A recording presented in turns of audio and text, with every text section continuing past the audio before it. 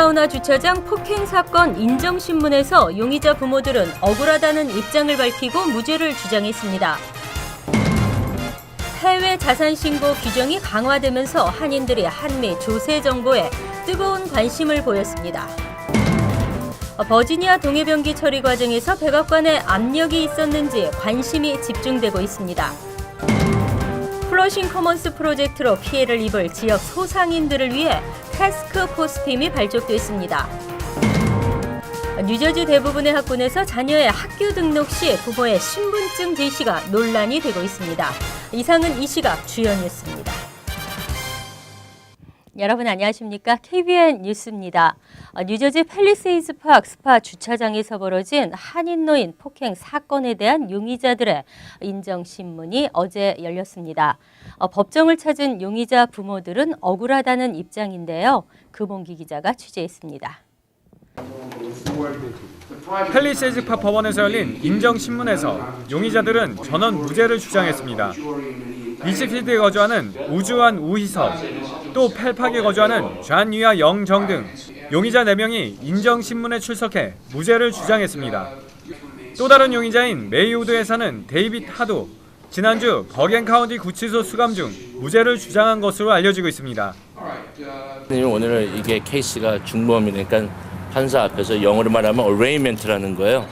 arraignment. 그래서 그거를 무죄냐 유죄냐 주장하는 거예요. 그래서 제가 그래서 제 클라이언트 대표로 무죄를 주장했습니다. 5명의 용의자들은 지난달 23일 오후 1시 30분쯤 한 스파 주차장에서 주차 요원을 폭행한 혐의로 2급 가중 폭행과 집단 폭행 등의 혐의로 지난달 25일 체포된 바 있습니다. 하지만 이날 법정을 찾은 용의자 부모들은 억울하다는 입장입니다. 가족들은 용의자들이 먼저 폭행을 당한 상태에서 정당방위 차원으로 대응한 것이라고 주장했습니다. 또 피해를 당한 용의자 부모들은 막 고소를 할 계획이라고 밝혔습니다. 먼저 욕을 하고 그다음에 유리창을 치고 또 그런 과정 속에서 어느 누가 요즘 아이들이 그걸 그냥 보고 있겠냐고. 일방적으로 폭행을 당했다는 피해자 김모 씨와 폭행은 정당방위였다는 용의자들의 주장이 대립되면서 검찰의 수사가 주목되고 있습니다. KBN 뉴스 금홍기입니다. 제6회 한미 세무 설명회가 뉴저지 한인회관에서 열렸습니다. 최근 두 나라의 해외 자산 신고 규정이 강화된 탓인지 200여 명의 한인들이 자리를 가득 메워 뜨거운 관심을 보였습니다. 주성훈 기자가 보도합니다. 한미 세무 설명회가 열린 뉴저지 한인회관. 한국과 미국의 세법을 소개하는 설명회에 200여 명의 한인들이 찾아 발디딜 틈이 없습니다. 한국국세청과 뉴욕청 영사관이 주최한 설명회는 한국의 양도소득세 제도와 한국의 상속세 및 증여세 과세 제도, 한국 금융 및 부동산 투자, 미국의 해외 자산 신고 및 상속 증여세 제도 등에 대해 설명했습니다.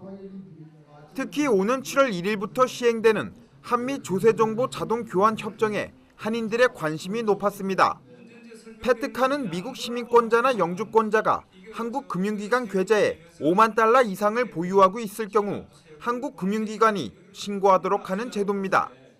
그렇게 되면 제때 신고하지 않은 해외 신고 계좌는 두 나라의 국세청이 이 정보들을 매년 자동 교환하기 때문에 결국 은닉 계좌가 드러나 처벌을 받게 된다는 것입니다.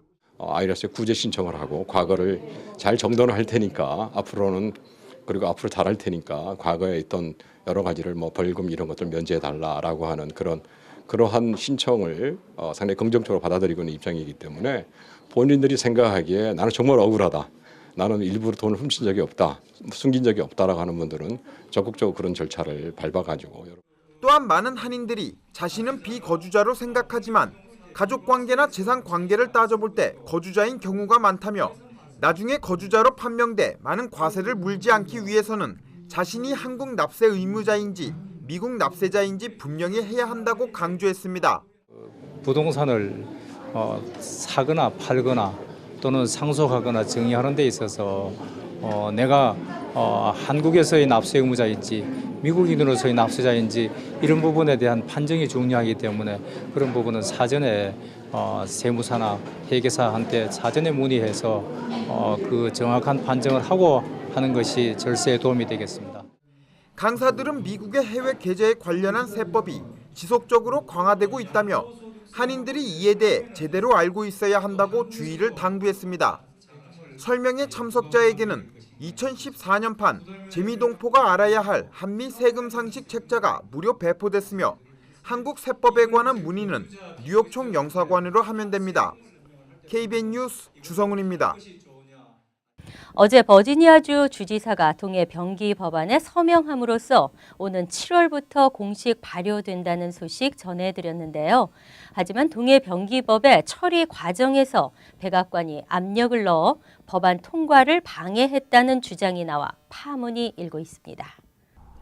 미주 한인의 목소리 피터 킴 회장은 어제 버지니아주 애난데일에서 기자회견을 갖고 동해 법안이 주 의회를 통과하는 과정에서 백악관이 이 법안을 좌절시키기 위해 주지사와 민주당 의원들을 압박했다고 주장했습니다.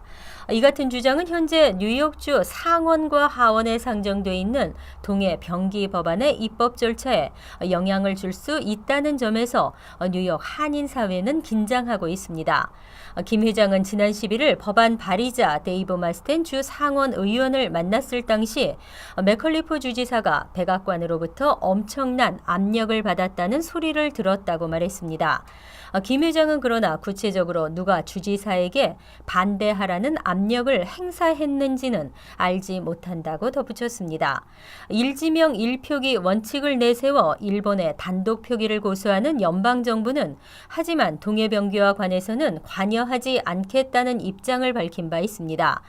그러나 백악관의 압력 주장은 외교적 논란과 파장을 몰고 올 수 있으며 더구나 이 같은 주장이 사실일 경우 뉴욕주 동해병기 법안에도 악영향을 주지 않을까 우려의 목소리가 나오고 있습니다. 시민참여센터의 김동찬 대표는 이럴 때일수록 동해병기 법안 처리, 촉구, 서명 운동을 더 활발하게 전개해야 한다고 강조했습니다. 플러싱 커먼스 프로젝트 공사로 지금도 공영 주차장은 혼잡을 빚고 있습니다. 이 지역 소상인들의 걱정은 이만저만이 아닌데요. 퀸즈보로청은 태스크포스 팀을 발족하고 지역 소상인들의 피해를 최소화하기 위해 본격 운영에 들어갔습니다. 플러싱 유니언 상인 번영회와 아주인 평등회, 메트로폴리탄 교통공사, 뉴욕시 교통국, 뉴욕시 경제개발국, 커뮤니티 보드 7과 런킴 뉴욕주 하원 의원 등으로 구성된 태스크포스 팀이 구성됐습니다. 태스크포스는 퀸즈보로청이 직접 운영하게 되며 2달에 한 번씩 정기적으로 만나 대책을 마련할 예정입니다. 플러싱 유니언 상인 번영회는 유니언 스트리트 선상에 위치한 주차장의 입구를 다음 달 37 애비뉴 선상으로 옮기는 것에 대한 대책, 유니언 상가에서 쇼핑한 주차장 이용객들에게 주차 금액을 할인해 주는 방안, 그리고 비싼 주차요금 인하 등을 태스크포스에 적극 건의한다는 방침입니다. 이미칸 플러싱 유니언 상인 번영 회장은 개발사 측이 소상인들의 입장을 최대한 이해해 줄 것을 기대한다고 말했습니다. 이에 플러싱 공영주차장을 대형 주상복합단지로 개발하는 플러싱 커먼스 프로젝트는 5월 말 본격적인 공사를 시작할 예정입니다. 한편 플러싱 커먼스 프로젝트는 플러싱을 뉴욕의 대표적인 중심지로 만들기 위해 오는 2018년 3월 완공을 목표로 공사를 진행하고 있습니다. 이번 주 일요일부터 12일까지는 범죄 피해자 인권 주간입니다. 뉴욕주가 범죄 피해자 인권 주간을 맞아 범죄 피해자와 그 가족을 돕기 위해 나서기로 했습니다. 앤드류 쿠오모 뉴욕 주지사는 오는 6일부터 시작되는 전국 범죄 피해자 권리의 주간에 앞서 3천만 달러를 투입해 피해자 지원에 사용한다고 밝혔습니다. 지원금은 관련 민간 기관을 활성화하고 지원단체들이 직접적인 서비스를 펼쳐 응급지원에 최대 2,500달러, 변호사 상담 비용으로 최대 1,000달러, 장례 비용으로 최대 6,000달러가 지원됩니다.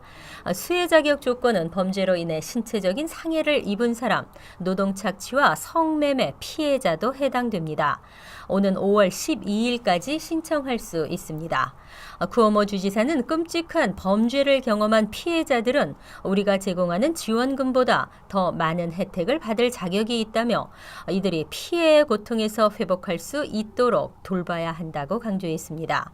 범죄 피해 지원국 엘리자베스 크로닌 디렉터는 피해자들은 육체적인 외상뿐만 아니라 정신적, 정서적 트라우마가 더욱 심각하다며 강력한 네트워킹을 통해 임시 거주지, 하늘라인, 카운슬링 등을 제공하는 것이 무엇보다 중요하다고 말했습니다. 자녀의 학교 등록 시 부모의 신분증 제시가 논란이 되고 있습니다. 뉴저지 대부분의 학군에서 사진이 부착된 부모의 신분증을 요구하고 있는데요. 이는 명백히 이민자들을 차별하는 행위인 것으로 밝혀졌습니다. 뉴저지주 138개 학군에서 학생 등록 시 부모의 신분증을 요구하고 있습니다. 다수 한인 거주 지역인 리치우드, 레오니아, 노스베일, 에즈워러, 리치필드 등 10여 곳에서는 학부모의 뉴저지주 운전 면허증을 의무적으로 제출할 것을 등록 규정에 명시한 것으로 확인됐습니다. 또 포트리와 리치필드 학군은 운전 면허증 제출 의무를 명시하지는 않았지만 학생 나이 증명을 위한 비자와 학부모의 신분증 제출 등을 요구하고 있습니다. 전미 시민자유연맹은 연방법과 뉴저지 주법상 이는 불법이며 이민자들을 차별하는 행위라고 지적했습니다. 시민자유연맹은 한 달 내로 관련 규정을 수정하지 않을 경우 법적 소송을 제기할 수 있다는 경고 서한을 지난 1일 해당 학군에 발송했습니다. 시민자유연맹은 이민 신분은 학교 등록에 있어서 제약사항이 돼서는 안 된다는 연방법원 판례가 있으며 뉴저지 주법에서도 공립학교 등록에 있어서 거주 여부와 나이만이 고려사항이 된다고 분명히 명시돼 있다고 말했습니다. 학부모의 신분증을 요구하는 것은 이민자들, 특히 불법 체류 신분 이민자를 차별하는 요인이 되고 있기 때문에 반드시 고쳐져야 한다고 강조했습니다.